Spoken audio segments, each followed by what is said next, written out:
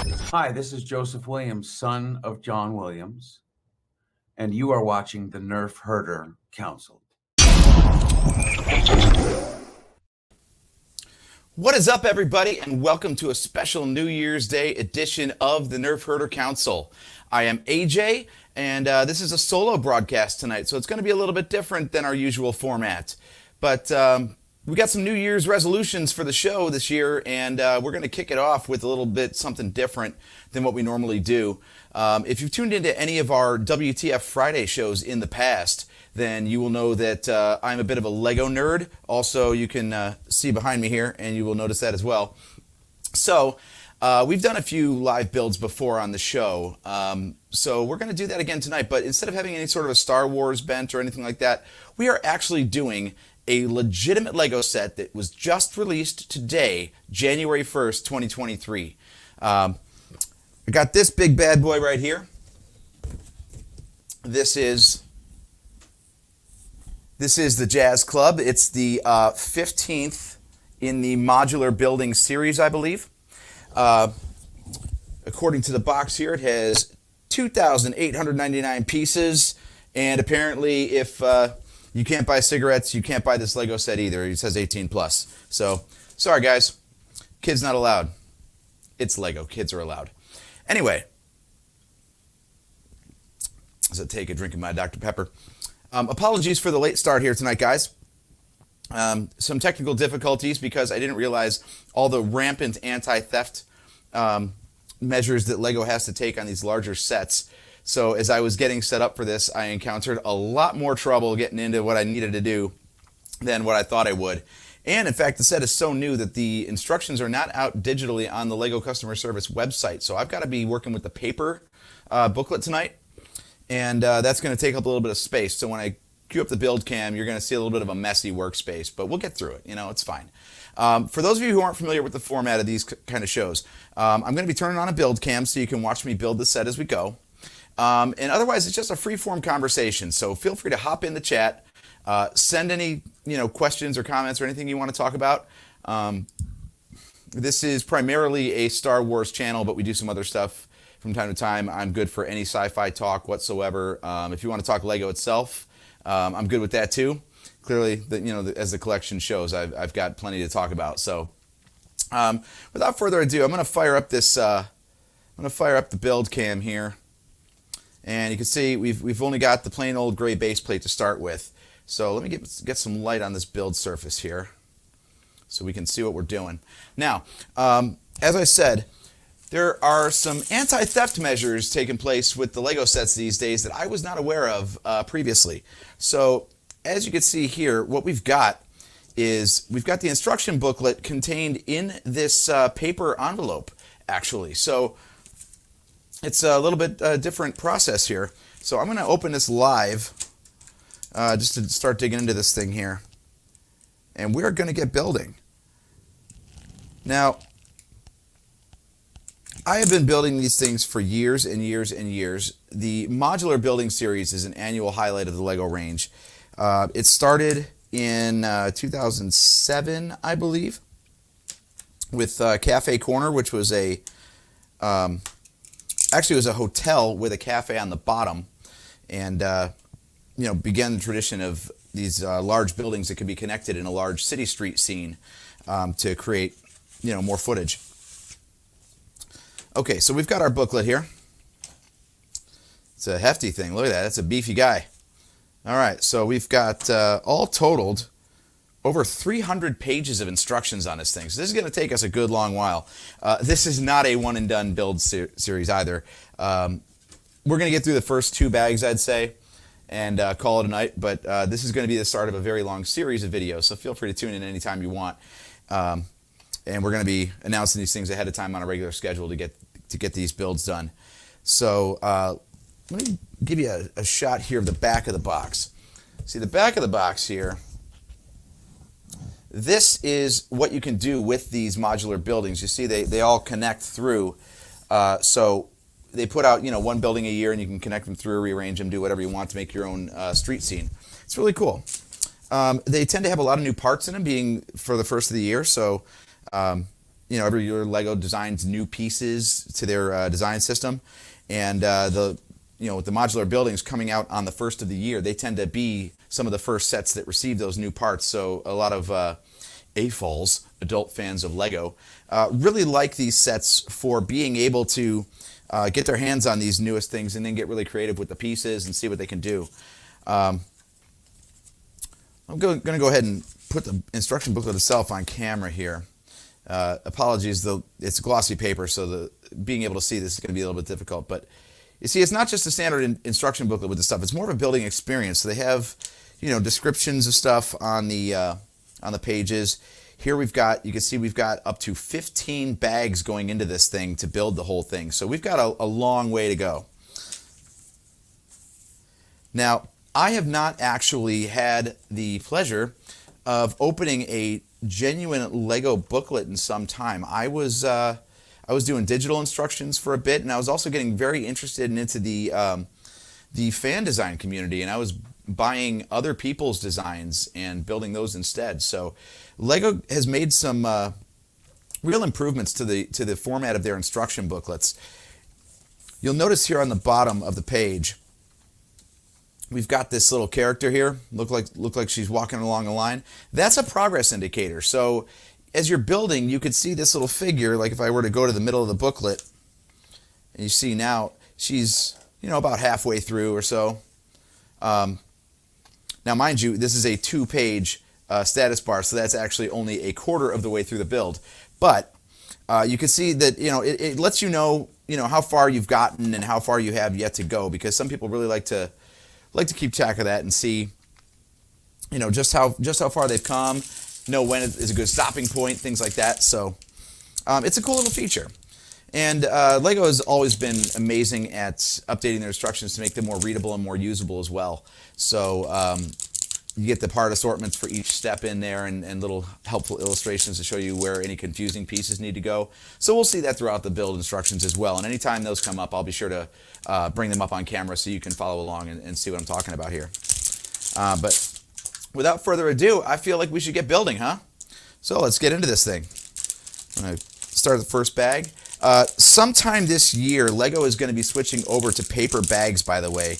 They announced it all the way back in 2020, but I don't know if it was production delays or COVID or something that led to the delay of the rollout, or maybe they just had so many bags printed up that they needed to run through their stock before they switched over to paper. But this one seems to have all plastic bags still. But I have seen reports that some of the 2023 sets that came out this morning actually do use the paper bags. I was at the Lego store, and I know the new assortment of Super Mario character packs are now in cardboard boxes instead of plastic bags. So sorry for you people who like to feel the bags to see which character you're going to get. That's not going to be a possibility anymore. Which is both good and bad. I mean, if you really want to know what you're going to get, then that's a terrible thing. But if you don't care and you like the randomness of it, then it's a great little game to play, a gamble, I suppose. So we're going to spread out the assortments here.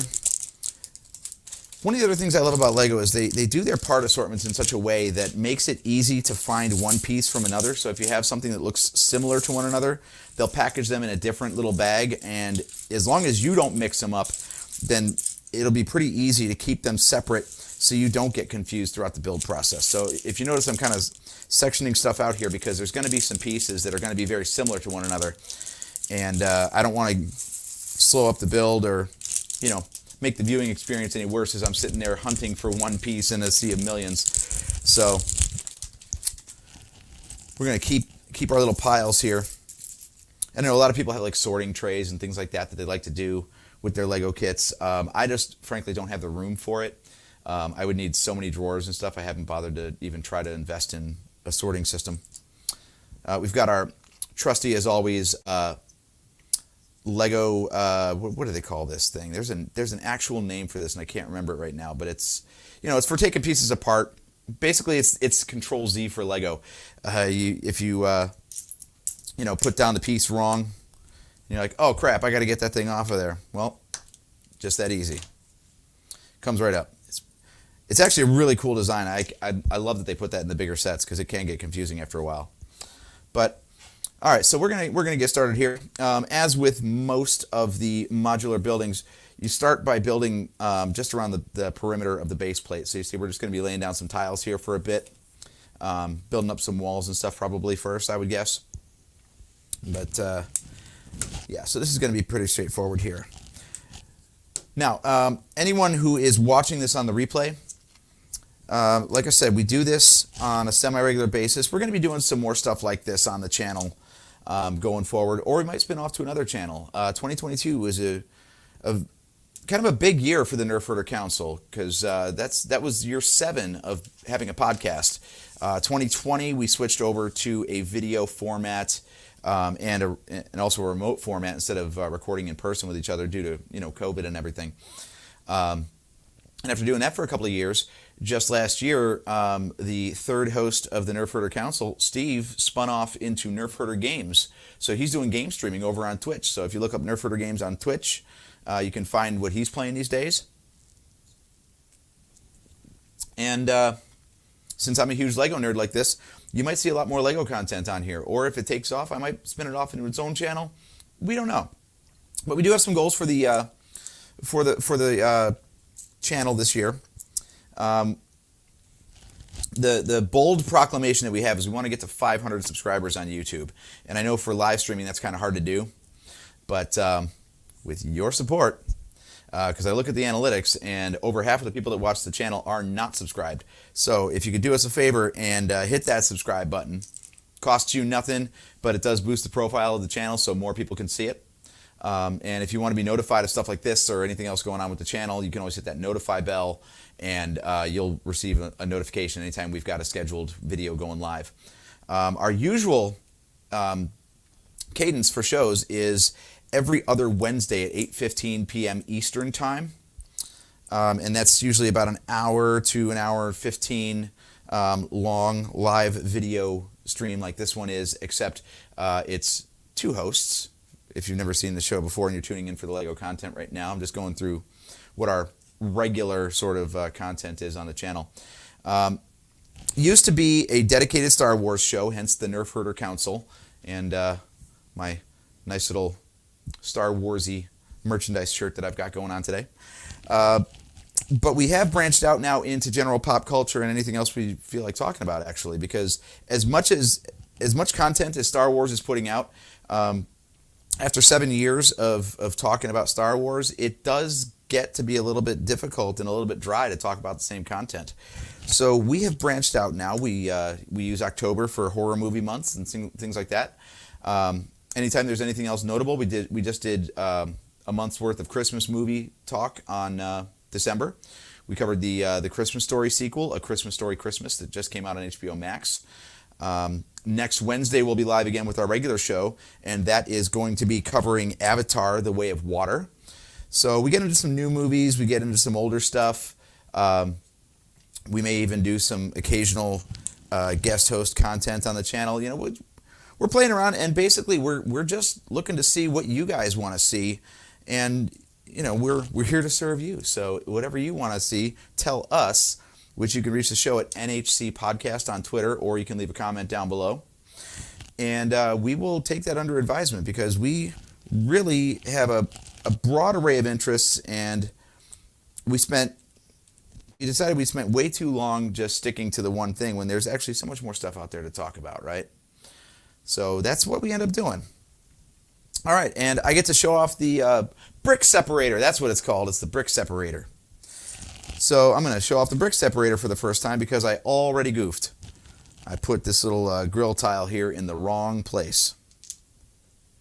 Also, so you guys can see better, I am going to switch layouts here. So pardon me while I try to figure this out properly. That is not properly. There we go. We like that better. Okay. So, let me do one more thing here, just get some extraneous graphics off the screen for you. There we go.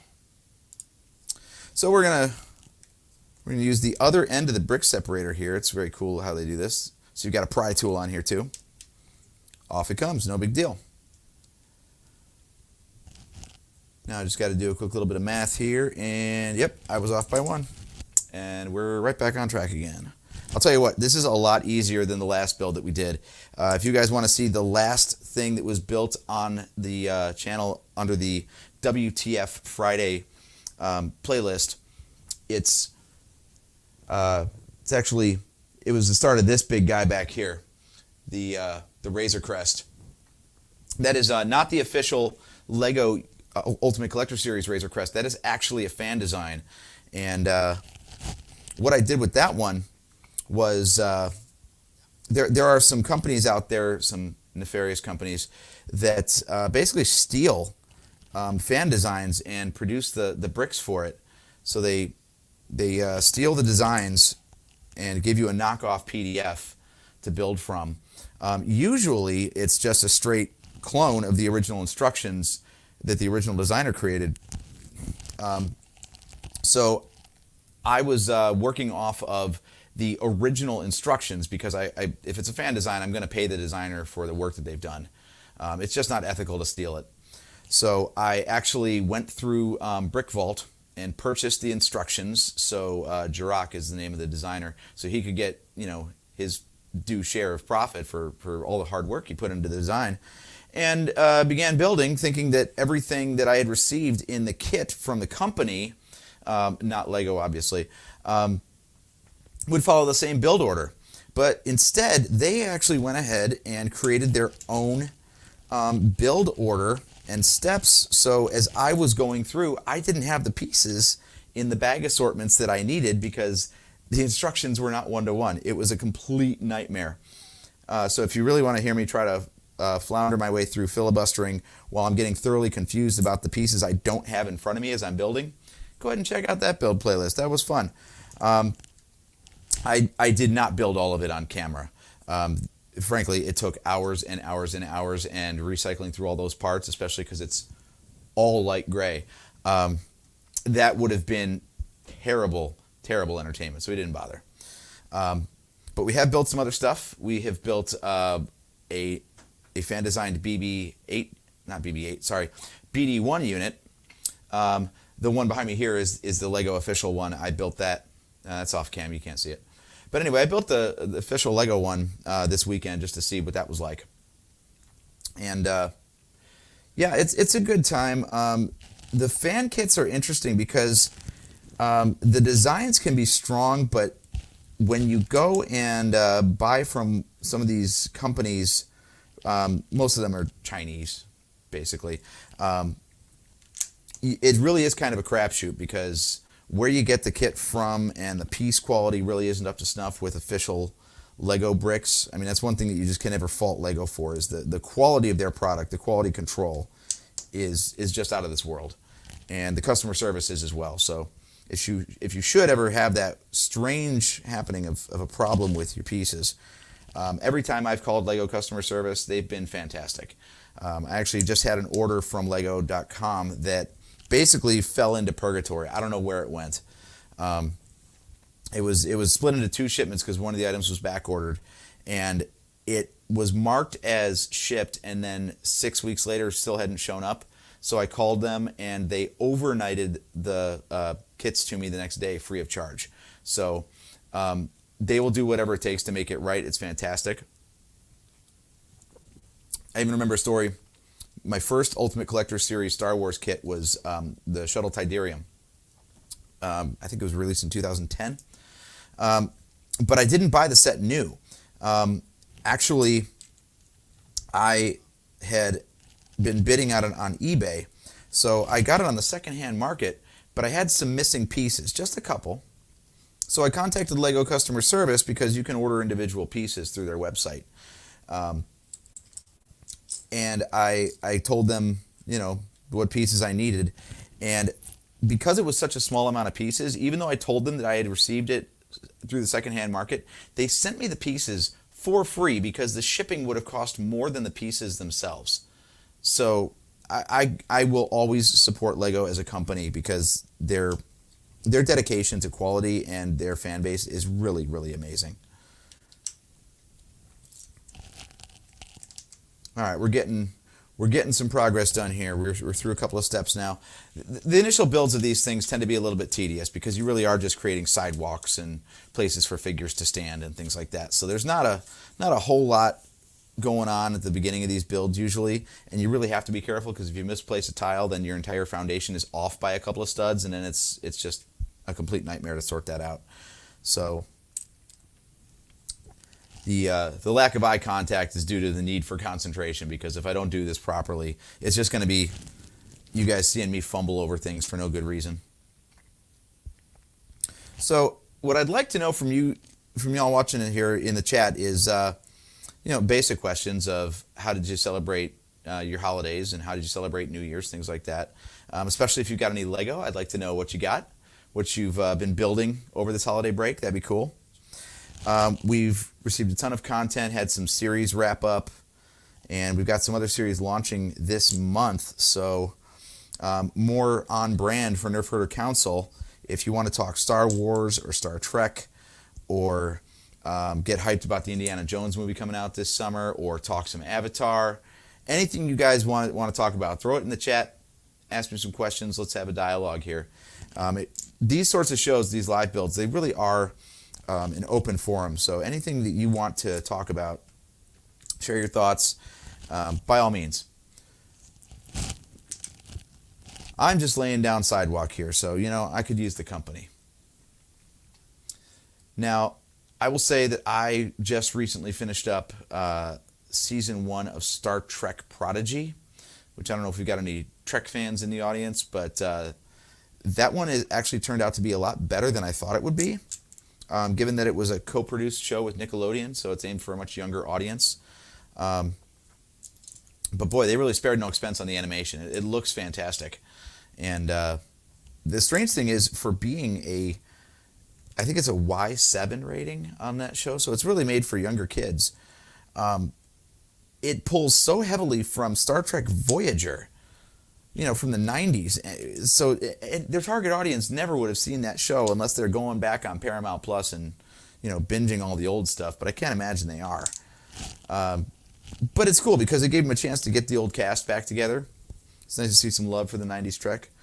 It really had a good heart to it, and expanded the universe. It was cool. What else did I watch? Obviously, since we're doing a show on Avatar next Wednesday night, I did go to see Avatar on Christmas Day, so I waited until the hype died down a little bit and then went to go see it with my family. Absolutely mind-blowing. We'll get into it in more detail when the main host, my brother JT, is here with me on Wednesday.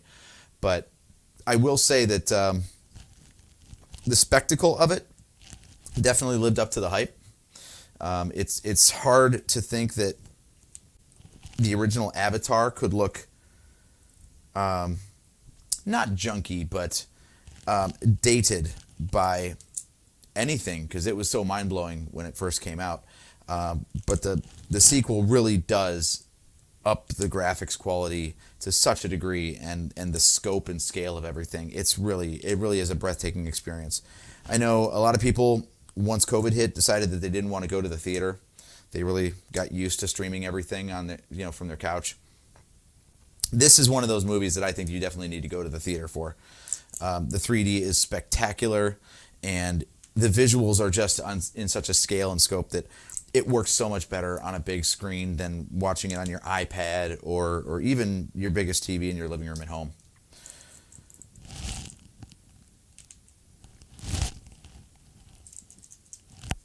Like I said, just laying down some sidewalk here, not a whole lot to see.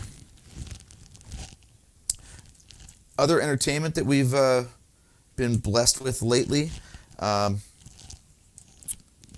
Let's see. Star Wars is on a bit of a hiatus, but that's coming back January 4th in just a few days here with season 2 of The Bad Batch. So shout outs to that. I'm really looking forward to that. If anybody in the audience is as well, let me know. I'd love to know, what you guys are into, what you guys are watching, so we could talk about it. Because if I don't have any Star Wars fans in the audience, I won't talk Star Wars. It's really simple. Hope you all had a good New Year's. I did do a little bit of Star Warsing over the holiday break with my brother. We've developed a new holiday tradition of traveling from our home here in Cleveland, 4 hours south to Cincinnati. The Cincinnati Orchestra, Cincinnati Symphony Orchestra, there's a tongue twister, has I don't know how long they've been doing it for, but they've at least done it the last 2 years, a holiday tradition of doing live play-alongs to movie soundtracks as the movie plays.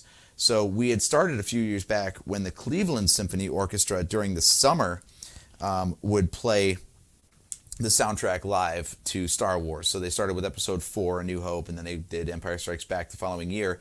And then the next year, the next year was actually 2020, so that's part of it. But they did not finish out the trilogy. They stopped it at 5, and then they switched over to doing Harry Potter movies. So I happened to find that the Cincinnati Orchestra was picking up Return of the Jedi in December of last year. I guess 2 years ago, technically now, since it's 2023. And we went down there to see that so we could finish out the trilogy. And then I saw on their schedule for 2022, they were doing it again and continuing on with Force Awakens. So we got to see The Force Awakens with a live symphonic orchestra doing the soundtrack for us. And regardless of your feelings of the sequel trilogy, the one thing that is beyond reproach with the sequel trilogy, of course, is the music of John Williams. That's the one, through line of the entire Skywalker saga. So anytime you get to hear John Williams' music performed live, it's such an experience. You've got to go if you never have.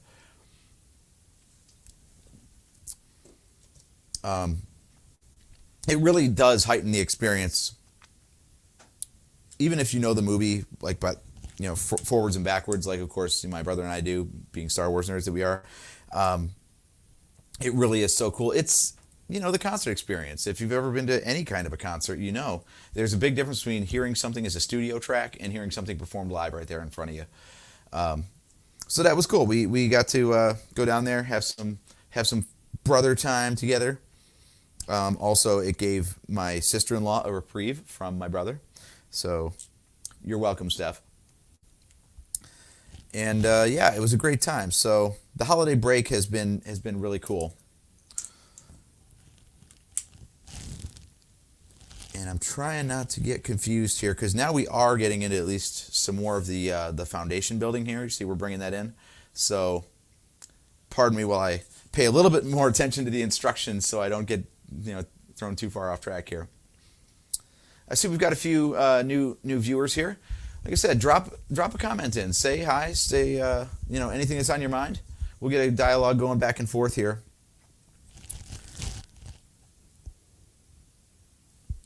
I got to tell you, New Year's is a little strange these days. I feel like as much as everyone is jazzed up about being able to get back out there and return to normal traditions and whatnot, there's just a different vibe to it now. I feel like everybody's got a little bit more responsibility about them. One of the reasons I was able to be at the Lego store this morning, for example, bright and early, was because I did not do the usual New Year's Eve thing.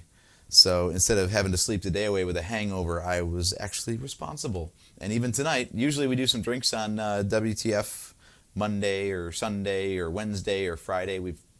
WTF just means we're going to do whatever we feel like. Tonight is brought to you by Dr. Pepper Zero Sugar. So there is nothing in here but smooth, delicious Dr. Pepper. Although, pro tip for you, if anyone is in or near Kentucky and can get their hands on a bottle of Balcones Brimstone whiskey, nice smoky whiskey, it has like a barbecue smoke sort of flavor to it, that with Dr. Pepper is fantastic. You're doing yourself a favor if you pick up a bottle of that.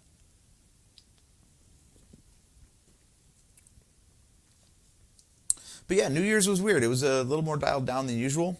I'm wondering, what you all did to celebrate your new year.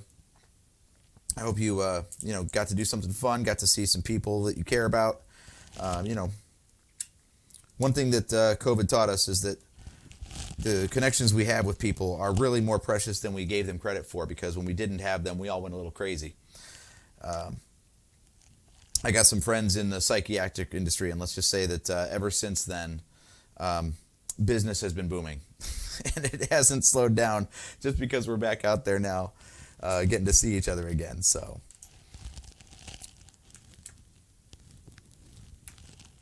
I got to tell you, it was nice, though, getting up and, actually just being able to go about my day instead of having to, throw my first day of 2023 away to a hangover. So that was cool.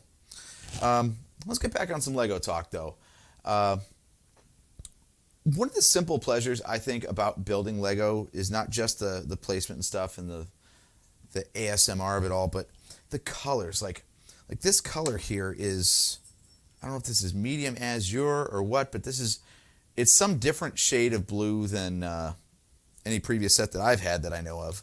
I think they're using it pretty heavily in the Avatar sets, because I think that's the color of the Avatar figures.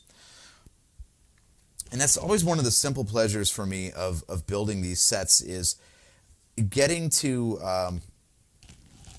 see all the different colors.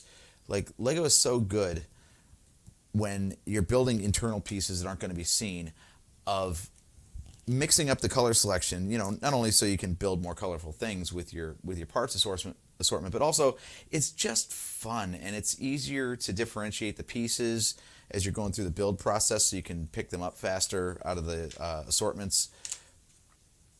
And it's always just been fun for me to just see all the different colors. Back in my day when I was a kid, we literally had just the 6 basic colors. I grew up in the 80s, so we had a few more. We were getting into like the greens and the browns and stuff, but when we were kids, all we had to do to sort our Lego was have 6 bins. We had our white, our blue, our red, our yellow, our black, and our gray. And that was it. That was all we had. And it's so much more fun now to have all these different colors. See, we're starting to get some of that internal floor going now, so this should be picking up in visual interest, since really there's not a whole lot to see on here right now. But yeah, so anytime I can pick up a new set and it ends up having new colors in it, it's just one of those little pleasantries along the way that just it's just fun. It just makes me happy to see the colors, Looks like if I had to guess, we're building the entrance to the jazz club here now. One of the fun facts, it's reading an interview with the set designer on brickset.com. The designer of this set, usually there's a bunch of people vying for the honor of designing one of these modular buildings. So this is actually the first time since anyone besides Jamie Baird, who is kind of a Lego celebrity. If you've watched Lego Masters on Fox, he's one of the judges on there. And he's the original creator of the modular building line. Ever since it was opened up to other designers to design these buildings, it's always been a highlight of a designer's career to get to do one of these.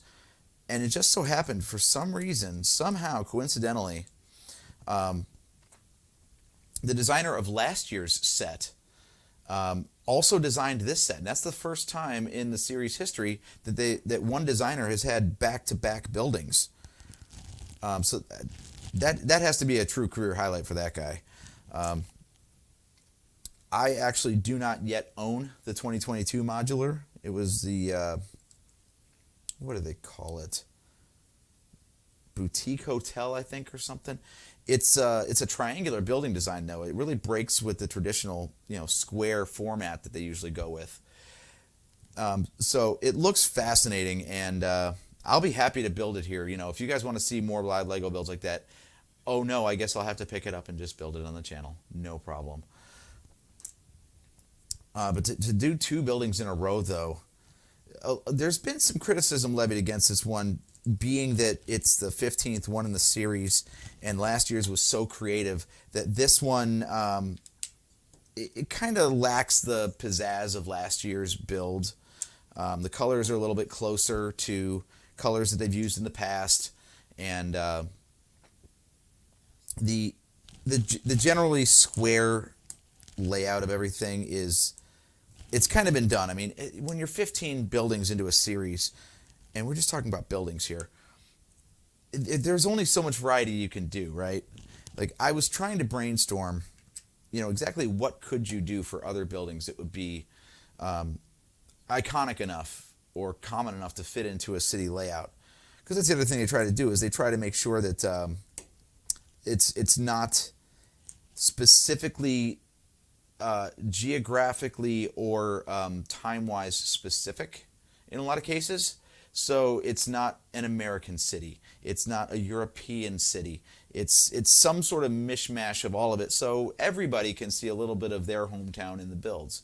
And I think that's cool. This one is a return to form of just being, two buildings side by side. One's a little bigger than the other. So I get some of the disappointment, but I challenge anyone who's got that opinion to come up with an alternative, because I really don't know what else they could do to really differentiate it. All right, we got my cousin tuning in here. This is my bourbon-loving cousin. And yeah, Chris, as you know, we've coined the term Dr. Brimstone for the name of the drink when you put Dr. Pepper with Balcones Brimstone. So I am not drinking that tonight. I do have a bottle of it from my last trip to Kentucky. For those of you who don't know your Ohio geography, Kentucky is just over the Ohio River, which is the southern border of Ohio from Cincinnati. So you can literally see Kentucky and get to Kentucky, on one bridge trip. So since I was already in Cincinnati, for the Star Wars concert, of course I had to make a trip to Kentucky to get all the, the good bourbon that is not sold or distributed is the proper term, distributed in Ohio. So unfortunately, Balcones Brimstone is one such bourbon. So I made sure to replenish my stock while I was down there. But we'll save that for another day. We all try to set little resolutions for ourselves and whatnot. And I did a very good job celebrating over the holiday break. So I don't think I really needed to be diving in anymore tonight. So we'll keep it light. We'll keep it sober and do it that way. But I would say to anybody who is into bourbon and is watching this, if you are interested in following another podcast in the extended family of shows of people that I know, my cousin does also have a whiskey club if you're local to the Cleveland area, and also has a podcast called Over Under. And it's a great format where he and his buddy Joel actually compare. They have a theme to every show, and they talk about one band and one whiskey, one of which is overrated and one of which is underrated. So they've done a couple of shows. I think they've got, and Chris, correct me if the comments here, 4 episodes so far. He's confessing his love for bourbon right here. Yeah, I think there's 4, maybe 5 episodes of the podcast so far. It's a really good listen. It's about 20, 30 minutes a show usually. You'll learn a lot about bourbon because my cousin is extremely knowledgeable on that.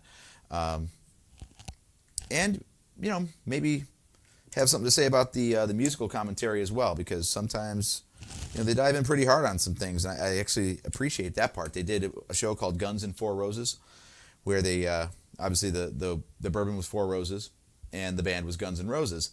And the bourbon was the underrated and the band was the overrated, which is a kind of hot take. But I kind of have to agree. The main point was that their catalog of work is so brief that it's kind of hard to really call them one of the all-time greats, because they aren't prolific enough in their hits compared to their misses to really hold the title like that. So you can get in some good discussions there, and they're always open to feedback too. So if you happen to download an episode and think that they're completely wrong either on their overrating or underrating, hit them up. They love it. All right, we got a few new viewers here. Thank you all for tuning in.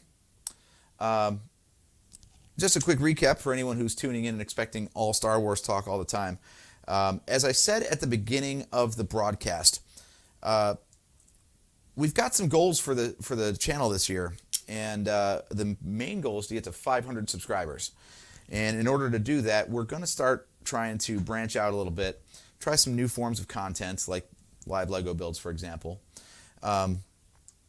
Maybe do some pre-recorded shows, things like that. What we'd really like to know is what you would like to see on the channel. Because if we're not putting out stuff that you want to see, then clearly we're not going to be getting a lot of eyeballs on our stuff. So we're huge nerds for pretty much anything. In fact, my goal, one of my personal goals for this year, is to get my brother to start watching some stuff that he's never heard of before. He's not exactly the one to go out and seek out new things. So if we can force him into watching some new stuff because the channel demands it, let's get it going.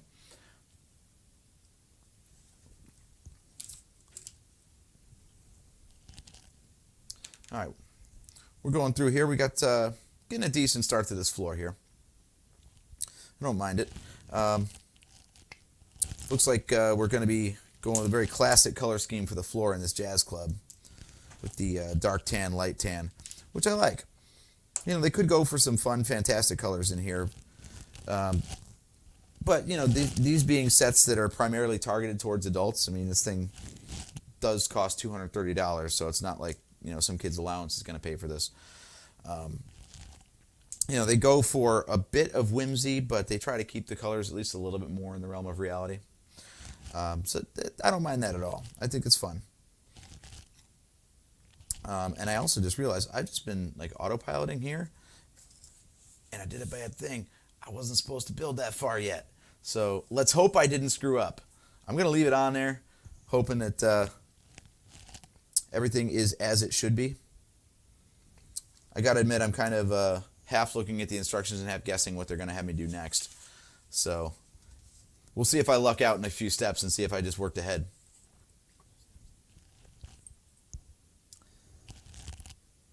I got to tell you, from my trip to the Lego store today, if I had a bold prediction for 2023, my prediction would be that Lego is gearing up to launch a furniture line.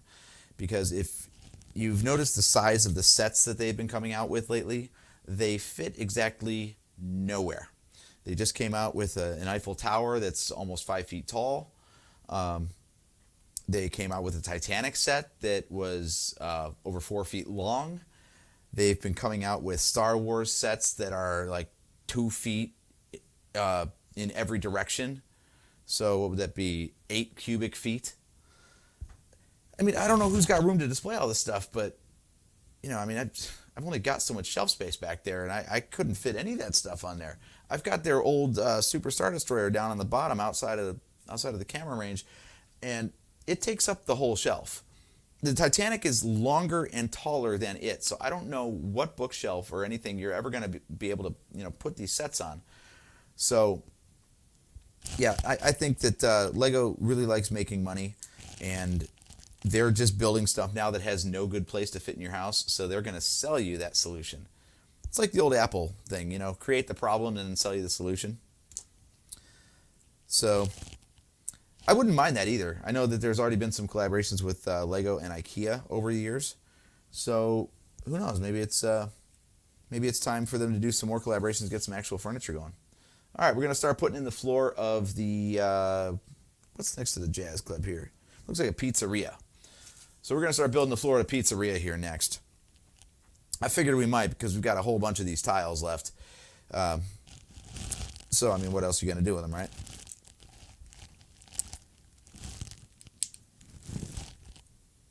I got to tell you, as we're going through this here, I got some thoughts on my last Lego build, which was the Lego BD1 set. I I gotta say it was a pretty good build. It's another one in their series of. They don't call it Ultimate Collector Series, even though it has the stickered plaque on it, like all the Collector Series do. But I think, unfortunately, with their product development cycle, it might have come out a little bit later than it should have. It's a fantastic build, but at least for me, there were so many fantastic fan designs out by the time the official kit launched over the summer this past year that I had already actually built 2 fan designs, one of which actually was unfortunately did not hold up very well, so I didn't even keep it. But I still got the other one. In fact, you can see it right up there, holding strong next to the TIE Fighter. And it was a fantastic little build. I loved it. It was great. So it really got to be, being that it was my third BD1 that I had built, I enjoyed it, but I didn't, there weren't those, huge moments of discovery and like, aha, like that's so cool. I can't believe that's how they got that to come together. That, usually accompanies a Lego set. There's a couple things about building with Lego that seem to be constants. There's always that, like I said, those aha moments where you go steps through a whole series of steps. You're like, what the hell am I building here? Like, I don't know what this is going to become. And then to see it all come together is, this cool little epiphany. And there's also the existential dread of missing a piece. Anyone who's ever had a pile of bricks sitting in front of them is looking through for that one piece that they need. There's always that moment where you're looking, and you're like, it's not here. Where did it go? And it's always there because, like I said, Lego and their quality control is phenomenal. But that moment of dread where you're building, you've got the momentum, you're in the zone, you're having fun, and then you feel like you're stuck and you just can't do anything because that one piece is missing. I don't think there's ever going to be a way around that, but I did have a couple of those with the BD1 build because there's a lot of similar shapes and repetitive colors through that thing because obviously he's primarily white with some red trim. But it was a good time. It was a really good time building it. I think it holds up well. It scales. It's roughly life size. The other one's not so much. They did a BB-8. They did an R2-D2. 2 R2-D2s, actually. They did Dio from The Rise of Skywalker. And they're all fun. They're really cool. They look good on display next to each other, but obviously they're not to scale. Although at the rate, like I said, that Lego keeps putting out bigger and more expensive sets, there's a good chance they might one day do a life-size Lego R2-D2. I've actually seen it done at Star Wars Celebration, in fact. Some fans did actually build a life-size R2-D2 out of Lego.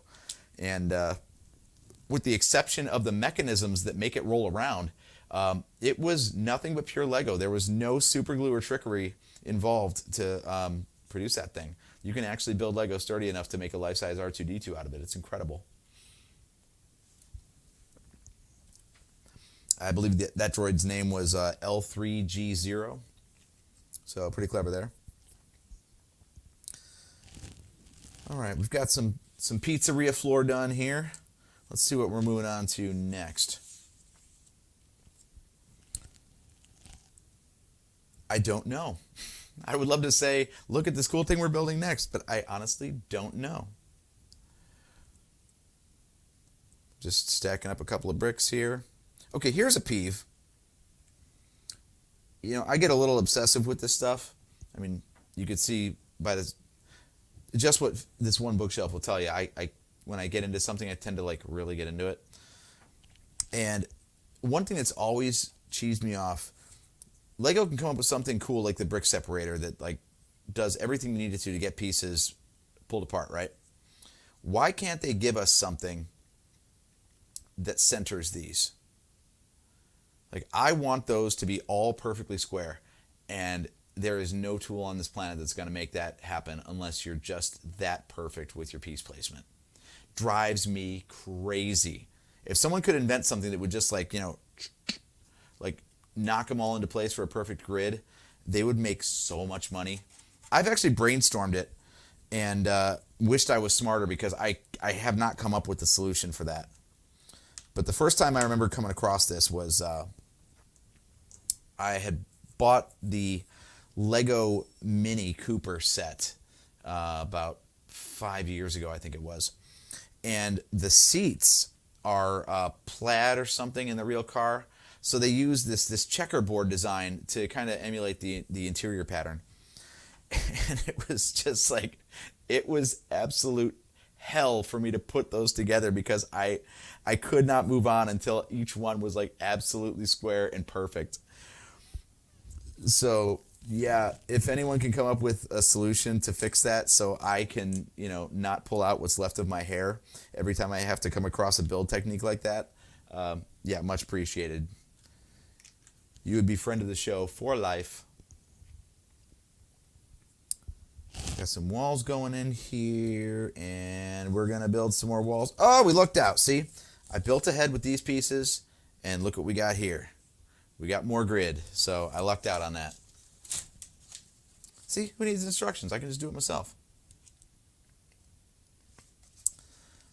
This is another thing I've noticed about the instructions lately, is they tend to have little anecdotes in them.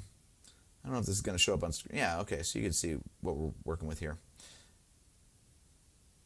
Yeah, so the placement of these elements creates a line angled at 45 degrees to the overall Lego grid.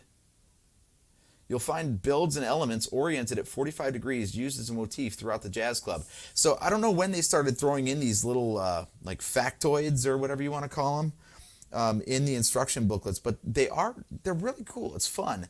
I know they've been doing them in ideas sets and things like that, but this is the first time in just a regular series produced set that I've seen them throw that in. The last thing I built that had those in there was the Galaxy Explorer set from last year. Being a huge classic space fan, I loved that, and that was cool. It had little interesting facts, like I was talking about how they only used in that set, again going back to the classic 80s colors. It only had the classic 6 colors in it. They purposely did not use any colors that weren't available back in the 80s when the original sets that they were paying homage to were produced. The only exception being that they have changed the shade of light gray that they use now. Fans call it light bluish gray. I think they call it medium stone gray or something like that. But I think the fan name is more apt because the original gray was a little bit more brownish in tone, and this is a little bit more bluish in tone, or pure gray, I would say, actually. So with the exception of one color straight up being replaced by another, and that might have just be also with the formulation of the plastic, might have changed the color over the years, I'm not sure.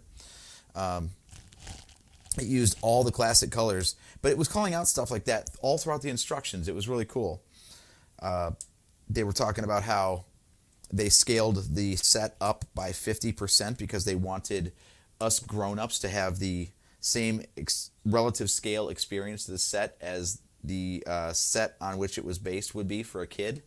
So since our hands and everything else are, we'll call it roughly 50% larger, they scaled the set up to match so we could still, whoosh it around and get the sensation of, what it was like to play with the toy when we were kids. So I love that kind of stuff. It was cool to hear all that stuff, and they were calling out parts where, they were saying like, this used to be a print, but now we're building it with bricks instead for this detail, that kind of stuff. To Lego, I say, like, please do more of that, because I actually do like a little bit of behind-the-scenes stuff like that. Especially when it comes to Lego, because I would love to interview someone from the Lego group just to find out, like, weird logistical questions. I probably spend way too much time thinking about this stuff, but,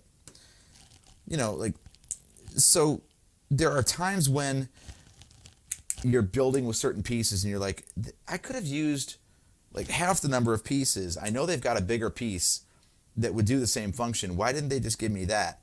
And I would love to know, like what the rationale is behind that. If that's just a way of giving people a better piece assortment, so when they're building their own creations, they have, more parts in their inventory to pull from, or if it's a matter of somehow coordinating, what pieces are in production at a given time of a given color because of, all the different sets that are being produced at that time.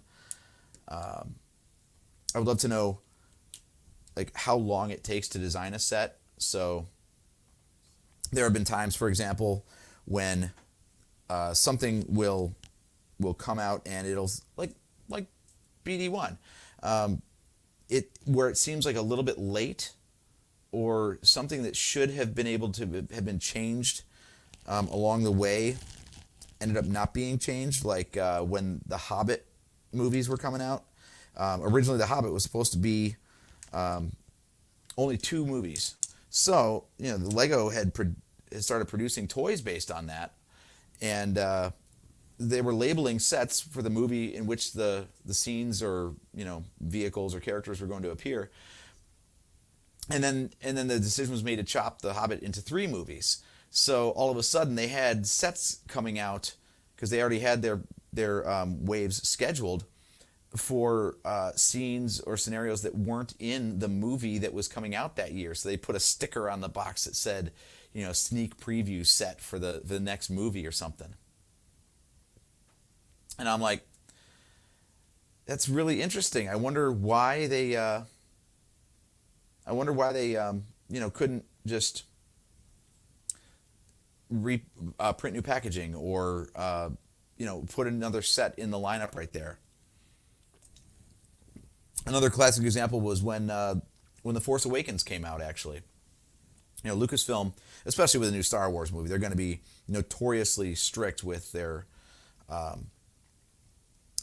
production art and things like that, and details of the film as it's in production.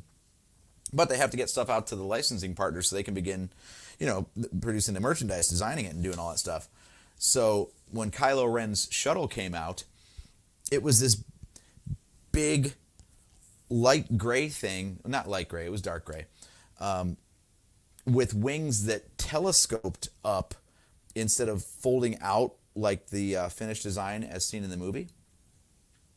And that all came down to just a change in the design of the craft. But the merchandise had already, begun design, so they did not have a chance to go back by the time Lucasfilm had changed their minds on it to update the Lego set.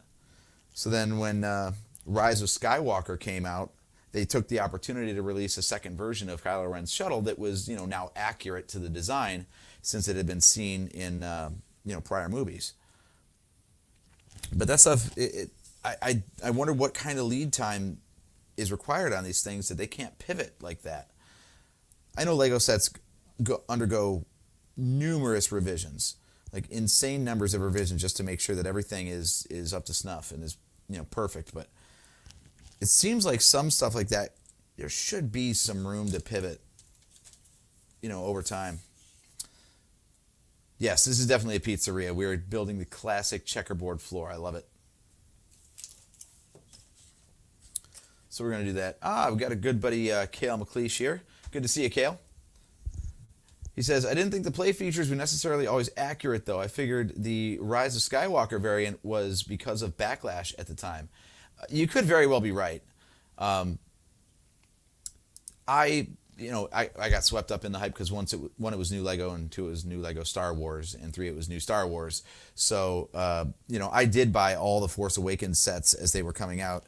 And I was confused on that until I, read up on it, because I was like, this is not like anything that the movie craft looks like. And it did come out that, yeah, the design did change mid-production, and it was just too late for Lego to pivot on that. What I don't know, because I'm a Lego collector, but I don't really collect the Hasbro stuff. If anyone out there can tell me if the same problem happened with all of those sorts of bits of merchandise. I wonder if anyone else got caught flat-footed and just had to put out an inaccurate Kylo Ren shuttle because it was too late to change the design.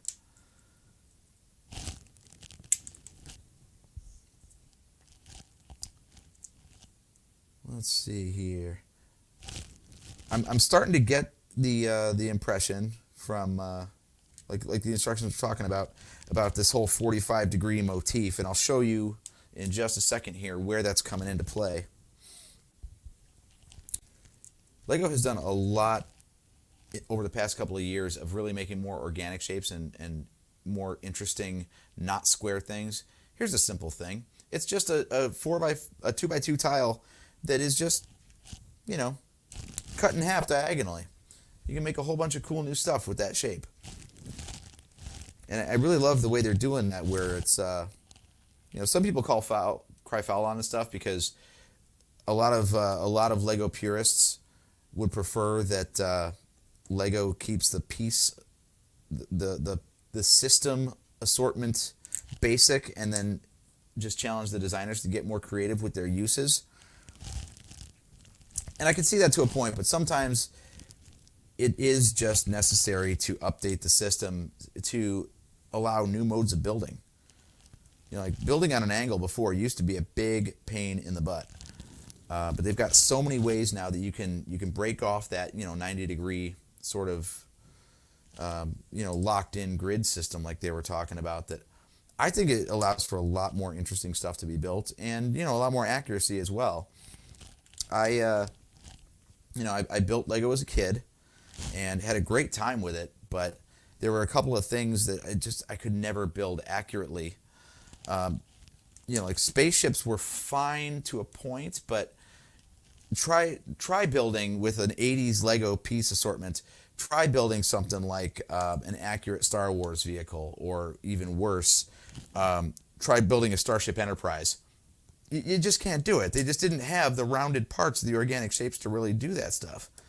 And, you know, the fact that now they've gone so far down the path that now we can have like almost lifelike realistic flowers made out of Lego pieces of all things. It's crazy. Like, I've got an orchid set sitting right over here that really, unless you know what you're looking at or get to it up close, you don't know until you're within 5 feet of it that it's not an actual plant.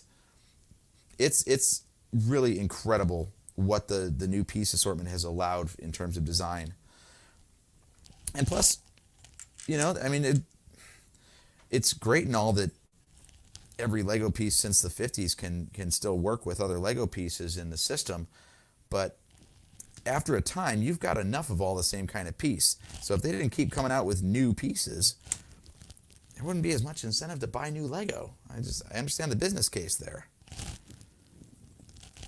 But this is so satisfying. You see, I'm laying down this 45-degree piece right here, and I got to tell you, it's so nice. It's just a zen moment when you get to, you know, put these pieces in and see how you can go off grid and then right back on grid again. Like, that locks in so nicely right there. I know it's a stupid minor thing, but I'm a little OCD about these things, like I said, so I enjoy it.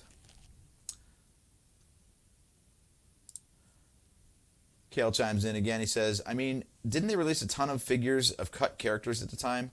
Still, I don't remember Constable Zuvio or whatever his name is whatsoever. Yeah, Zuvio is a big mystery, because there were some leaked images that came out. Maybe they were promotional images or something of Zuvio. So apparently he got all the way into being rendered and his scenes were done. And or maybe it's a her, or maybe it's a they. I don't know. But the good constable, what had figures made. I know there was a Black Series figure, for example, and it was released, and the character was nowhere to be seen in the movie whatsoever.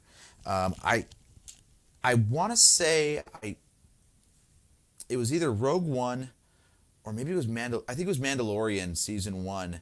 I swear I saw Zuvio walking around as an extra on Navarro or something. Like, I think they've just repurposed the costume just to flesh out the world at this point. So I don't know if he'll ever officially be the Constable Zuvio, but they got some use out of the prop or the mask or the costume in a later series.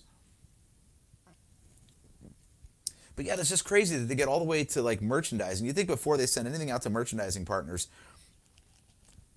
you know, they would really know what's in the movie because it's just so expensive to produce these things. I can't believe that they spend all that money and then decide, nah, let's not do that.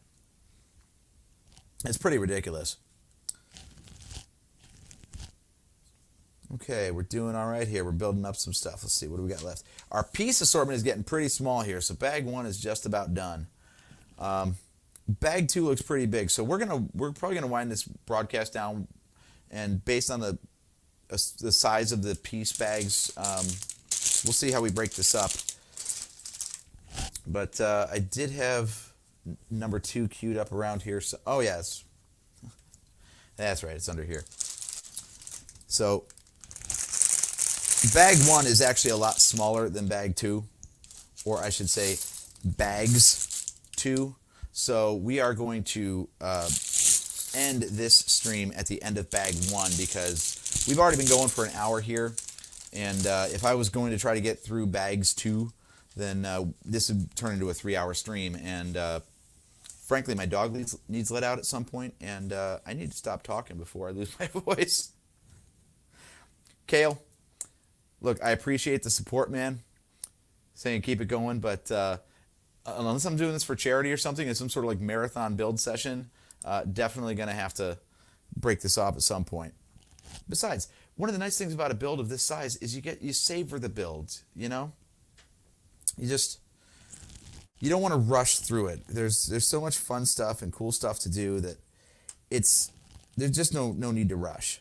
Besides, we've got a couple of little things that I can show you at the end here anyway, because I didn't just buy the Jazz Club when I went to the store today. So I got a couple other nice little freebies that came with the purchase because it was large enough to get free gift with purchase, and I bought a couple of other really tiny sets. So we might do a couple. I might hop on and do a super short build in the next day or two. We'll see.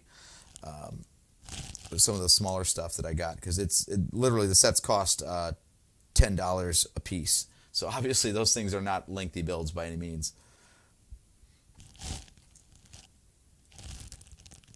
So this seems like it's a bit of an extraneous detail. So as I'm putting these things together, you'll see I'm basically making something that's the height of one brick, and it's going in the floor, and yet I had to put that brown on there because it's going to go right here, just to continue that brown to go with the tile. Don't know if that's really necessary. That might be a little bit of excessive detail on the designer's part. I don't know. We'll see what's visible from the back. Maybe that's a crucial detail, and I just don't know. But we're just getting the rest of the tiling done here. Once the floor is done, the walls will really start taking shape. So the next session in the build, you could see from like what pieces are in this assortment. We're getting a lot more bricks, so these are definitely going to be building walls in the next episode of the series. I will be creating a playlist for this too, so you guys can just blow it all through and watch it in sequence. Kale, to answer your question about what is the Jazz Club even from, though, this isn't the Cantina, but what is it from? This is not a Star Wars set. We're going to be branching out some of the content, trying to build our subscriber base this year. So rather than sticking to our usual format, we're going to be doing some different shows, different things. We might do some shorter pre-recorded stuff, dabbling with the Lego builds, see if people like this sort of stuff. We'll put more of this kind of content out. So since I love Lego anyway, I figured why not? Might as well fire up the camera and get some Lego built here. And see if people like what we're doing. So by all means, if you could please throw a like on this video if you do enjoy what's going on here. And more importantly than that even, if you could chime in the comments like Kale's been doing. Would love to talk to you guys, see what's been on your minds. Would love to know what you're watching, what you're building if you're a Lego fan, how your holidays went, who you think is going to win the national championship in football. That one still stings a little bit, being from Ohio. watching that field goal sail wide right at midnight. Where I was at, everybody literally missed the ball drop because we were. I think the ball was snapped for the kick right at midnight, like the very second of. So, we heard the celebration on the TV and we're like, field goal. So that was a bit of a downer to start 2023, but that's okay. Not that it matters much, but my Cleveland Browns won today. Nice to see them looking good and still fighting hard, even though the season's lost. So that was cool. This season was kind of lost anyway, so I'm not really too heartbroken over it. Plus, I was looking forward to building Lego and talking with you guys tonight, so it was all good times. Kale. The Jazz Club came from the imagination of the Lego designer. It's a completely fictitious place. It can be whatever you want it to be. You can build it into a spaceship if you want. If you can make a TIE fighter out of this, I challenge you to do it. Go for it. Lego can be anything you want. This is a completely fictitious location, though, to answer your question. This is just something that Lego made up. It's not a licensed theme by any means. This is OG Lego. Which is also nice because you tend to get more pieces when you just do OG Lego. Oh, I done screwed up. See, Cal, you're throwing me off, man. There we go. Now we're doing better.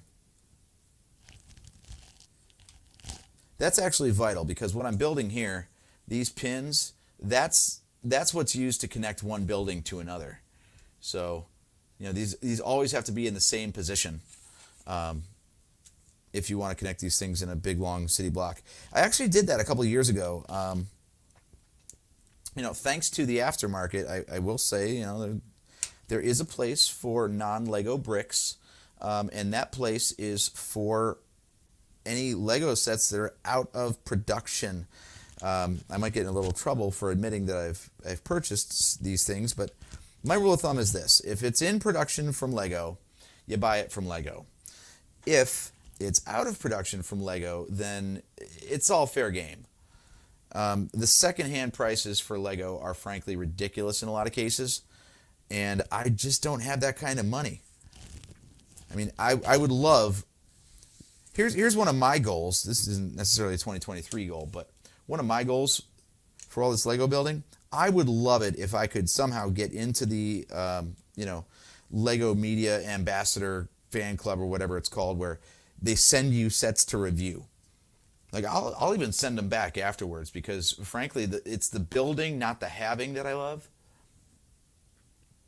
And I would love it if I could somehow get to the point where I don't have to pay for the Lego anymore. I just get the sets sent to me, build them all, make a video, give you my thoughts, and then, ship it back or whatever happens. I don't know if... I can't imagine that every promotional set that Lego sends out, those people are allowed to keep, because that's with the volume of sets they send out for review, for certain reviewers, that could be tens of thousands of dollars of merchandise per year. Lego produces, it doesn't seem like it, but actually Lego produces a staggering number of sets per year. I think they produced, hundreds of sets last year, and I want to say 400 or 800. I'm trying to remember. But it's some ridiculous number of sets that you wouldn't actually think of. So, can you imagine sending all those sets out? The street value of that collection would be insane. But anyway, I had actually gone through and gone to the secondhand market and gone to third parties, let's say, to get some of the older modular buildings, because when I got into this, it was I think my first one was 2015 or 2016. So so by the time I got into building these things, it was already like 7 years into the series or something. So there was a ton of buildings that I missed out on, and I built some of the older ones on the aftermarket, but then I had like the whole city street. It was cool. But boy, did that take up a lot of room. Oh, it took up a lot of room. And frankly, once they're built and you look at it once, you're like, okay, what do you do with it now? This is where, more creative people than I do actually take their Lego apart and build something else with it. But who's got time? Chiming in way too late is my brother John, the main host of the Nerf Herder Council, asking why I didn't grab the Back to the Future set for this build. One reason, primarily, JT, first of all, that's your set to build. So you go ahead and buy that thing. And two, it didn't come out today. So we're trying to get eyeballs on stuff that just came out today. We're trying to game the system, basically. People are going to be more interested in seeing a new set get built than one that's been out for, I don't know, 6 months or more. But hey, if someone wants to see me build the DeLorean on cam, I'll happily do it. Just, not John. Cal McLeish says, by the way, Happy New Year. Happy New Year to you too, my friend. Trying to remember with the international dateline and all that stuff, exactly how far ahead or behind your New Year's is from ours. That's interesting. It was fun being able to text my cousin's daughter, who's over in England. I was able to text her at 6 p.m. last night for a Happy New Year because of the time change. That's always fun.